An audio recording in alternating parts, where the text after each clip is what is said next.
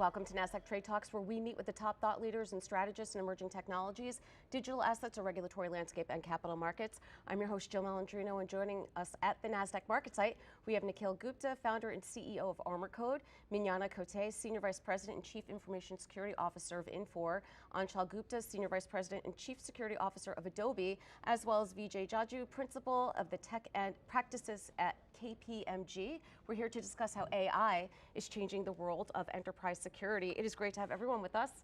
Welcome to Trade Talk, certainly a key consideration in today's digital world. Nikhil, let's kick it off with you. Tell us about ArmorCode as well as the Purple Book community. Absolutely. Thanks for having us again. And ArmorCode, we are building an agentic AI platform for enterprise security. And we just started a community called Purple Book Community. It's a community of security people by the security people for the security people. As you mentioned, things are changing so fast. So it's a place where all of us get together and share the knowledge. Yeah. And Mignona, tell us about Infor, because you're focused on embedding security into market-ready products. Yes, so Infor is a ERP system, so it helps companies operate their businesses, and so we do have AI embedded into it and security. So when we service our customers, we want them to have security built into the solutions that they have, so that when they manufacture or they deliver and operate their businesses, they're doing it in a secured manner. Yeah, and of course, Aanchal, Adobe, a Nasdaq listed, Nasdaq 100 company. When we think about innovation, pro-responsibility into AI practices is something we're going to discuss. Yeah, Adobe, I consider it as a very AI first company, and we have our own models. And the uniqueness about our AI models is that we have trained those using totally copyrighted content that we have. As a result, when our customers generate their content using those models, they don't have to worry about the copyright issues. Yeah, and of course at KPMG, Vijay, advising all of these companies, user trust, safety challenges and so forth, I'm sure comes up in conversation. Yeah, no, absolutely. I think for us, everything is a organization are going through a big transformation. So how do you drive kind of the CEO agenda and the business sort of the goals in a much more trusted and reliable manner is key to success for all those organizations and our clients. And Vijay, what's so interesting is AI is nothing new. In financial services, we'll use it as an example, but it seems to be, since the introduction of ChatGPT, and it's part of everyone's vernacular now, it really has changed businesses from product to revenue, all the models, and of course, cybersecurity, it's impacting as well. Yeah, no, absolutely. I think this has been a big structural change for in the C-suite. When we talk to sort of our CEOs, our clients, we see like over 70% are using this as to create value, to drive sort of competitive growth. But at the same time, actually, the visibility and awareness of AI has actually enhanced the trust agenda. There's just awareness in the ecosystem. And I think we have to think about the workforce change. So as we sort of interact and think about new ways of doing work, in fact, even cybersecurity, we got to reimagine how humans are going to interact with the intelligence systems into drive and secure those products and services. Yeah, and it's interesting, Aanchal, you had brought up, copyright as an example, and with AI, our discussions usually focus around efficiencies and unlocking value and so forth. But copyright is an important part of this, and understanding who owns what, who's the creator, who's leveraging that content. Yeah. So we have something called provenance of data. Like whenever someone is generating something using AI, we stamp it as such, so that we know that this content was generated using AI. And that's how we are differentiating some of this content generation, because deep fakes and phishing and all of this is so prevalent right now that it is hard to distinguish when something is generated using a camera versus something is generated using AI. So we are playing a very key role there. Yeah, and from your perspective, because you're working with all different types of companies and helping them embed their security models into these types of products, how have you seen that evolve? Not just over the past, three and a half years, let's call it, but it seems like it's evolved so quick over the past decade. So there's a couple of things. From a security perspective, we're able to see what is happening very, very quick. So we're using, I'm going to call it models, agents, whatever. We're using some from the largest powerhouses all consolidated into a single group to be able to see what type of threats are hitting them and what type of threats are hitting us. And then within the actual product, now we have integrated AI so that we can actually drive, or they can drive how efficient they operate. For example, you're in the manufacturing, you can find out where your inefficiencies are and actually improve it, which you want to make sure is secure, because you'd hate for some inefficiency to be fake. Yeah, well, it's a good point that you make. And Nikhil, my question for you is, it seems as if there was this rush over the past 3+ years to get internal and external product out there because it's a very competitive landscape. Are you starting to see any of those gaps or vulnerabilities emerge as a result of that? Yeah, absolutely. So there are a few key trends which is happening. More than 50% of current code is now written through AI, which will be increased to 80 to 90% in next 3 to 5 years. So as a result, the number of lines of codes, the number line of applications, and unfortunately the number of lines of vulnerabilities will increase. So that is why, as Mignona mentioned, what we need to do here is we want to make sure that you are making it more secure. First things first, you have to get the visibility of what's happening, because now there is a tsunami of information which are out there. Second thing is you have to correlate, make sure that you are not running around like a chicken with the head cut. And third thing is you want to automate. So that's the way to take care of it. Yeah, and I'll add to what Nikhil was saying. Our attackers have AI too. Like earlier, when there was a vulnerability, it used to take a certain skill set, certain amount of time to change those into exploits. Not anymore. It's like they are doing the same vibe coding that our engineers are doing, and they are converting those vulnerabilities into exploits in a much shorter duration. And so we have to be on our toes to make sure we are patching. It's like playing 4D chess, right? And they're very well funded too. Yeah. Many of these bad actors, especially nation states as an example. But let me point something out on this though. What we're doing is the traditional way of us identifying the vulnerabilities, now we're using AI to identify it at the moment it's created. Yep. And then we were literally just talking about self-healing. So how do you have that bad code that's automatically created then auto heal at that moment in time? So that's the potential, and it's real happening right now. 2 major companies I know are working on that. Yeah. Speaking of a tsunami of AI, Vijay, is the workforce prepared? Are they skilled? Is there enough mentorship out there? Are they educated enough? Because it seems as if we've all turned into developers, engineers, data scientists overnight. Yeah, I mean, I think the workforce is changing, and there's still, it's a journey. I think one of the things that I would kind of share is, as we look from a KPMG standpoint, our research with other organizations, is the way the leaders who will sort of thrive in this are the ones who are going to have sort of intelligent systems going to work with humans, not sort of leave humans behind. So I think you're seeing, like from a client's perspective, as well as within KPMG ourselves, there's a significant amount of sort of the change management you've got to drive and sort of take those people, through the journey. Just by saying that, hey, we have agreed on the top to drive AI, sort of you can't just do a top-down push. So there is a journey and a change management that has to happen. And we're seeing really good examples of that sort of coming through. Yeah, and Nikhil, I would argue that if you're thinking about top-down, the culture has to change completely. Privacy first, zero trust, cybersecurity built into every model. I would imagine that it's easier to have that expense upfront versus having to backtrack, reverse engineer it, and not only to be within compliance, but to fix any vulnerabilities that have been exposed. Yeah, and I think so that's the thing is there are 2 aspects. So it's the culture. Now there are 2 parts. There is developers and then there is security. Developer wants to move things very fast, and they don't like the notion of security. And so there's always an ongoing battle. But I guess in the generation of AI, they have to work together to fight the bad guys over there. Yeah, and that's an excellent point, Mignona, that Nikhil brings up, because these emerging technologies are being designed for efficiencies, and you don't want to fall into that trap of continuing to operate in silos. Right? I mean, being able to have that bird's eye view and understand all the different kinds of roles within the company. Yeah, so I think it goes up to software that Nikhil offers. We started sharing what it is we want the developers to know before they ever get to that vulnerability. And it's been magic, because I bring them all together and say, hey, you keep having this happen, and we find it maybe through a pen test or something. Go backwards to the beginning and get them to solve it, and start training models to do that as well. Yeah. That's the way we get ahead of it. And with AI, we are seeing a lot of emerging threats, like prompt injection attack. It didn't exist pre-AI, like there was no such concept. And with these emerging threats, at least at Adobe, what we are focusing on is, can we lay some paved roads?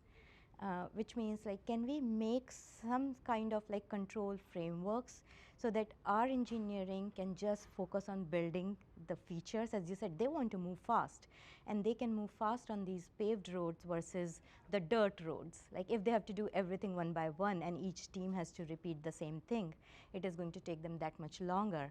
So we are very focused on building those infrastructures, those paved roads, so all the engineering teams can move super fast. Yeah, Vijay, are you seeing those silos being broken down? Isn't that part of the, the use case behind these types of technologies, is to not get stuck in that trap?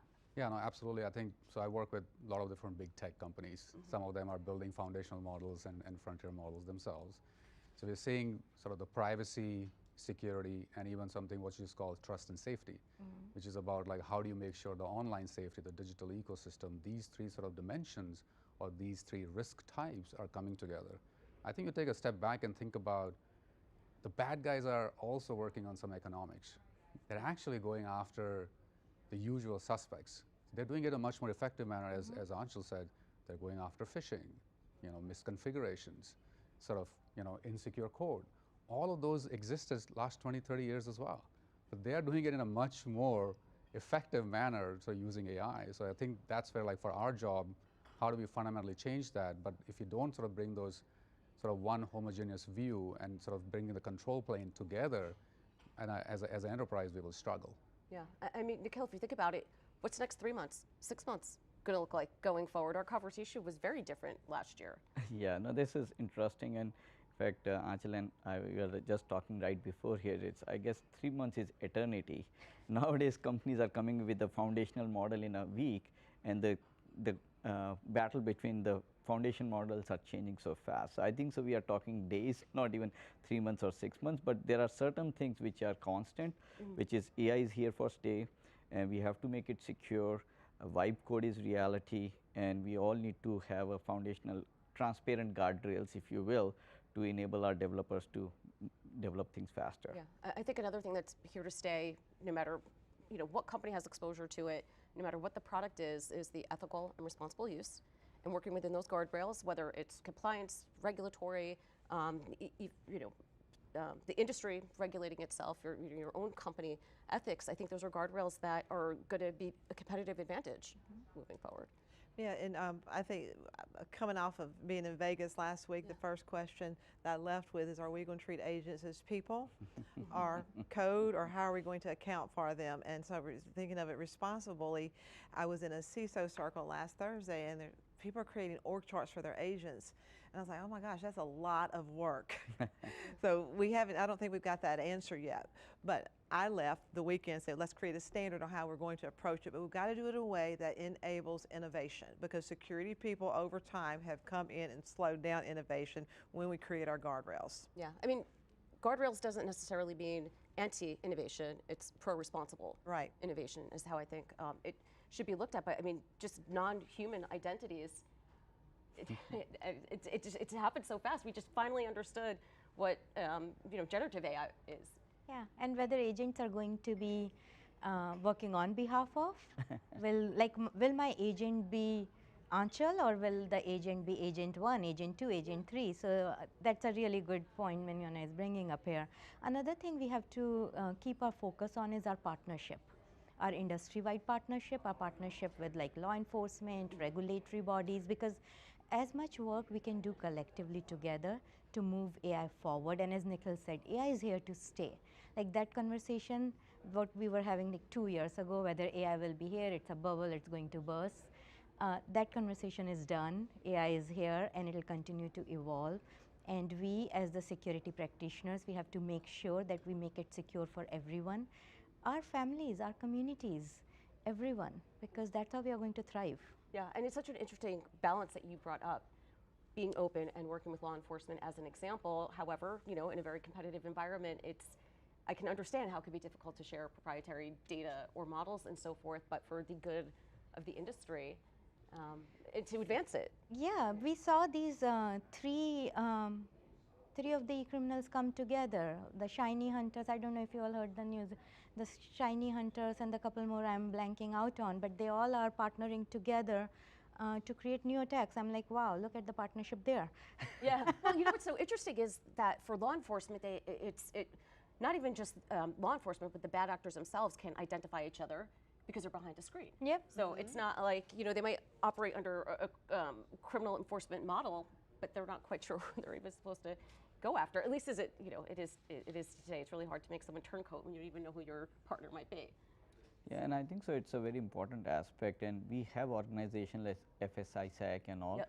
because you may have the largest of the largest banks or, you know, ERP systems who are competing outside as a business, but as a security professional in the back, we always exchange information and we try to help. So I think so that partnership was always there, but it needs to be 10 times more, because this is fascinating. I'm hearing for the first time, but you're right, all these bad actors are motivated by money, and you know, if they can club together and make more money, why not? And that's where I guess the role of the partnerships even more. Yeah. I think the good news is that in lots of different forums, InfoSec has evolved over the last 10 years. There are, for example, there is Bay Area CISO forum in Silicon Valley. There are, you know, World 50. There are lots of different sort of forums that have existed now, where even just with the personal relationship with the CISOs and security leaders, they are actually sharing information, not proprietary information, but sort of threat enter, the signals, et cetera, which is really sort of putting us in the front foot. Yeah. And this is where We're able to find things before the threat intelligence companies are able to find it now through our signal channels. and this is where, to your point, where Purple Book plays a key role, and now we are starting a AI center of excellence. Because AI is so new, everybody is learning and sharing. So that's exactly where it is, whether you have signal, whether you have center of excellence. And Yeah, well, it's so interesting just how the role of the CISO has evolved over the past decade and certainly over the past 5 years. And we're seeing that with board composition as well, that there's more security professionals that are making up the board, which I think is encouraging. There's an intangible amount to place on your reputation within this space. Yeah, it is continuous learning. I literally do get up at 5 and do most of my work before 7 because that's the only time I can think, because the rest of the day is rapid knowledge. And the way information flows into me, you've got to grasp it at the moment, the first time you hear it, because you cannot go back and research it now. Yeah. Yeah, and also there is no single training course. There is no book you can direct your team to and say, hey, go listen or attend this training course, because the content is evolving so fast that anybody who will create that content, they'll be like, oh, it's obsolete in a week. What do I create? So you have to constantly be reading blogs, constantly be researching yourself, and it's like a different world. Yeah. And yes, we were chatting earlier, like it's in multiply by 7 what used to happen earlier. It's well, what's so moving interesting fast. is, Vijay, to Aanchal's point, it's like a fire drill, an incident response plan as an example. You just don't set it and forget it, right? It's something that has to be practiced and evolve, and not just for compliance purposes, but for, you know, the workforce is evolving, to your point earlier, every quarter it seems like. Yeah, I mean, I think if you think about myself, having been actually in some of the largest breach response and investigation, living in the war room or lived in the war room myself, I think there are certain things that are very like tribal knowledge. One of the things was primarily like, hey, do we have the right people who have the right sort of information that they knew where the logs were, where the data was, which are the critical systems? Can I get the right level of skill sets in the company? So all of those were still like a very tribal knowledge. Like if you had the right people, I can go through the war room, I can sort of deal with the problem. I think where now AI is helping is as a defensive mechanism for us to really do much more effective triage. Can I have the better signals? Can I sort of correlate information, contextualize to make better decisions so that people, in some way, it's like your sort of companion and a co-pilot in a way that is really helping them augment that sort of the human sort of intelligence as well. All right, appreciate everyone's insight. Thanks for joining us on Trade Talks, and thanks for joining me from MarketSite. I'm Jill Malandrino, Global Markets Reporter at Nasdaq.